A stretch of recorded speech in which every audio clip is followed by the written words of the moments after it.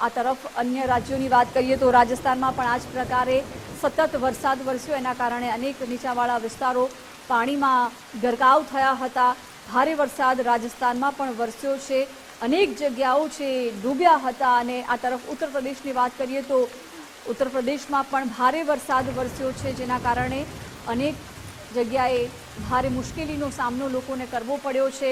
Dam છે એ છલકાઈ રહ્યા છે, કારણ કે ભારે વરસાદને કારણે ડેમમાં ભરપૂર આવક થઈ રહી છે પાણીની, જેના કારણે ડેમમાં જળસ્તર વધ્યું છે, નદી નાળાઓ છલકાયા છે।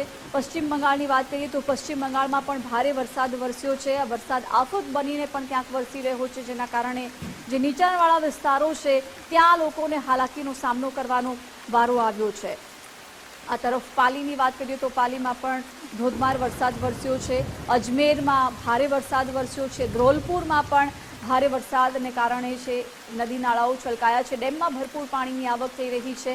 આ તરફ નાગોરમાં પણ આ જ પ્રકારના દ્રશ્યો છે, જ્યાં ભારે વરસાદની વચ્ચે સાપ પણ જોવા મળ્યા હતા। પાલીમાં પણ ભારે વરસાદ વરસ્યો છે અને નીચાણવાળા વિસ્તારો પાણીમાં ગરકાવ થયા હતા। આ તરફ હિલ સ્ટેશન માઉન્ટ આબુમાં પણ ભારે વરસાદ વરસ્યો હતો, પર્યટકોમાં પણ ખુશીનો માહોલ જોવા મળ્યો હતો।